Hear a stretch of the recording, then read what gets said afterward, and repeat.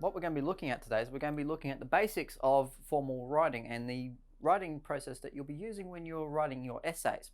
Formal writing is different from informal writing in the sense that what you'll be using is very strict rules of English, as opposed to informal writing, which allows you to detour away a little bit from that and to write in different sorts of ways and to use different kinds of language. For instance, things like colloquial expressions, things like slang, or the rest. Whereas formal writing really wants you to stick to very strict set of rules. When you start writing essays, particularly in your senior years, you'll be focusing on making sure that your writing keeps to a very formal standard and that it goes to specifically and directly to the point.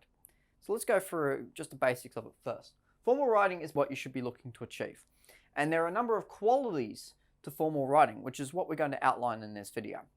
And we'll also go through a couple of very common errors in formal language and just go through very, very briefly the processes and the things that you need to look at doing when you're writing in an essay to make sure that you screen out those errors and make sure that they don't creep back into your essay writing work. Okay, so first of all, we're just going to look at the perspective in which you write at. So your perspective should be third person, it should be impersonal, and should be objective. Now I'll explain all of those terms. Now third person you'd be probably familiar with from your narrative writing, which is that you're not involved, which means immediately you're not using the word I. The second thing is it's impersonal, so it's not related to anything to do with you or anyone that you know. And finally, it's objective, which means it should be, technically speaking, free of bias. Now you might be wondering, okay, well, if I'm doing an essay where I'm using my opinion, wouldn't that be not objective? Well, there are ways around it, and we'll go through those in a little while. That is the main aspect of formal writing that you'd be looking at, is particularly the third person and the impersonal side. Really, what you should be trying to do in constructing your argument is distance it from you. Even if you're putting things in there that are your opinion or are not necessarily supported by fact or are based on your interpretation, then these qualities still apply to your writing. It's just that they're going to be applied in a somewhat of a different sense. But we'll go through that in a sec. Everything you'll be writing is based on fact, so everything needs to have evidence. So when you wonder about why you put quotes in your essays, that's the reason why. It's because everything you write is based on that word fact. What you're constructing, your interpretation, is based on fact in your stimulus text. What your discussion is about is not so much the stimulus material as such, that's used for your evidence. What you're discussing is the ideas that are being presented to you in your essay question. So have a look at that and make sure that when you're writing, you are basing your work on the facts that are in there. Constructing the argument is as simple as choosing which fact supports your case. Because of the fact that you're required to interpret things, you're interpreting facts from the text. And you're doing that in a way which is your own opinion, but you're presenting it in a way which is those qualities above. So third person, impersonal, and objective. So you're not saying, I believe this. You're just saying that through your interpretation, this is the idea that's come out, and not link it to you in any way. You allow this to support your definition through that. So if I use a quote from text, I'm not using it in isolation. I am using it to support whatever idea it is I'm trying to raise, whatever point of discussion that I'm trying to develop through my argument and how it responds to the question. But we'll go through that again a little bit later too. Okay, your grammar. Your grammar must be perfect. What I mean by perfect as in it follows every rule to the letter. There are some rules which are applied a little bit more or a little bit differently than what you would normally expect, particularly things like contractions, for instance. But there are other sorts of rules which are just applied a lot more formally. So for instance, the use of colloquialisms, for instance, is fine in informal scenarios and when you're writing a letter or something along those lines. But in a formal writing sense, what it does is create something which is vague. Also, particularly in cases like vernacular or language which is used by different groups of people, not necessarily easy to understand. So one reason why we as teachers teach and preach that you should be using formal language in your essays is to make sure that you're using specific language which can be interpreted amongst many races and cultures. That means that instead of using expressions that only people in Australia would get, you're using language which is universal, which if anyone has learned English through the proper channels, they would understand. That's the reason why we do it. What you need to do is make sure that you're writing in complex sentences so that each idea is detailed and is explained, that it's impersonal. So for that reason, it must use proper English. Consult a grammar guide if you are unsure. If you're not sure about how to do the formal writing process, And there are a number of rules. There are too many to go through here.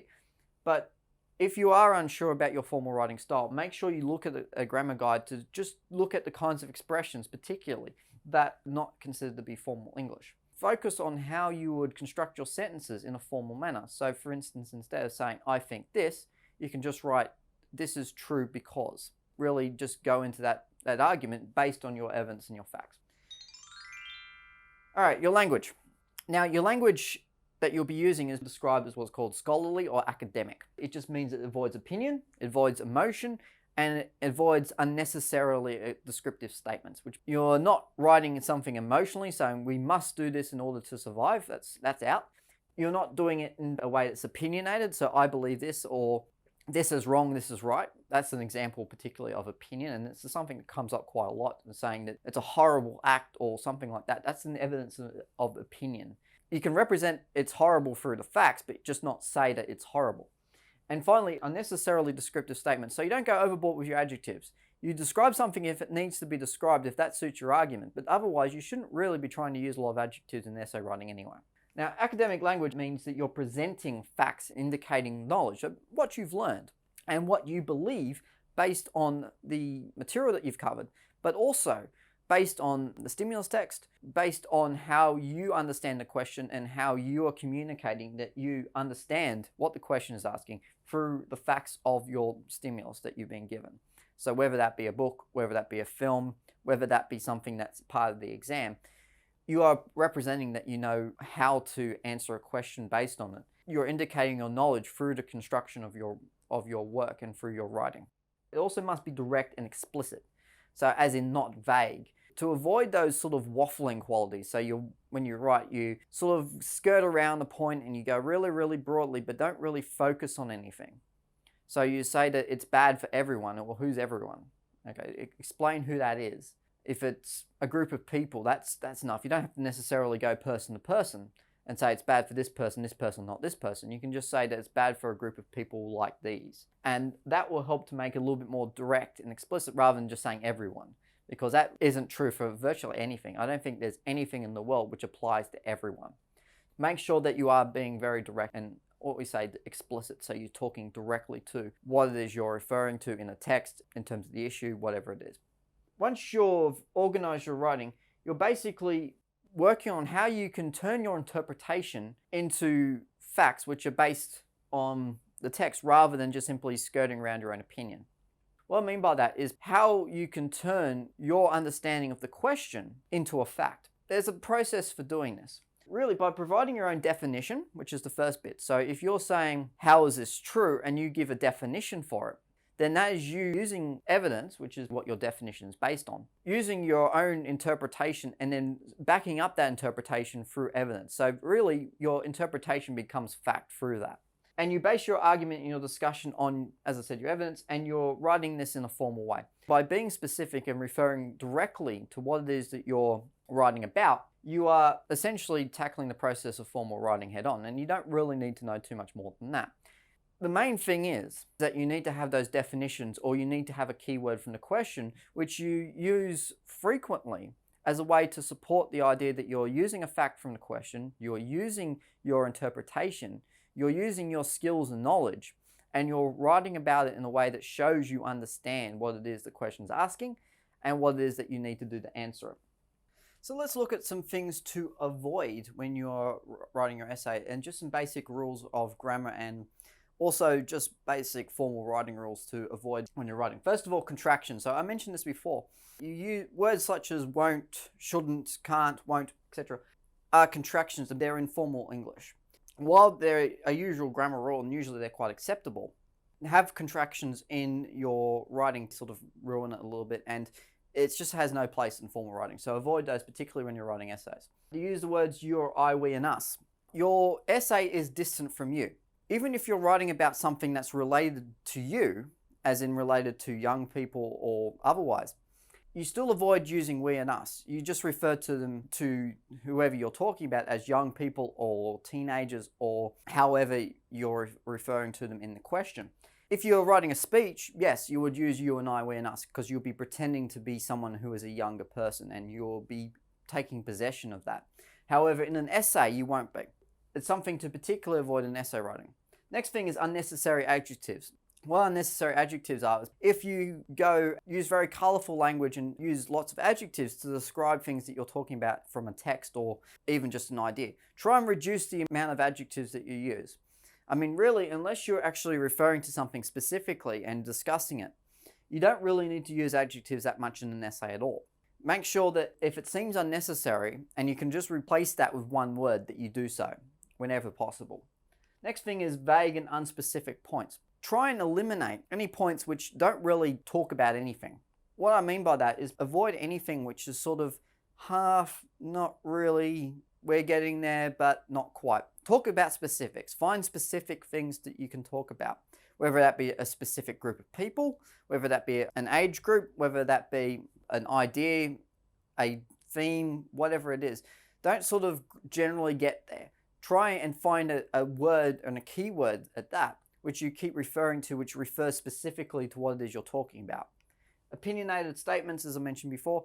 Avoid words like saying it's horrible or this or that is right or wrong, because those show off opinion and they're not really things you can base on any particular kinds of facts. You can demonstrate through your facts that something might be horrible, but you don't say that it is horrible in an essay. That would indicate bias and it wouldn't necessarily reflect an argument. It would just reflect that this is my opinion and this is what I'm trying to convince you. But I'm not using facts to say that. I'm using my own opinions. And really, you should be trying to use facts wherever you can. And the last thing is starting with conjunctions. Now, I know this is something that comes up a lot in people's creative writing. And certainly, conjunctions are things that come up quite a lot when you're starting sentences, when you're writing creatively. But in essay writing, it's a big, big, big thing that you can't do. So if you're writing something and then you start your next sentence with and, please don't. Or even but. Because what it does is it could easily have been attached to another sentence. When you're writing an essay, you should be writing complex sentences anyway. And the other thing is that your essay writing is not necessarily about flow as much as it is in creative writing. What your essay is about is communicating facts in a logical and airtight fashion. So starting with conjunctions is unnecessary and is a sign of informal English. So do try and avoid that when you're writing your essays. Otherwise, that's basically it for the basics of language essays, of language for essays, and the kinds of writing styles you should be employing in essays. So until next time, I'll see you later.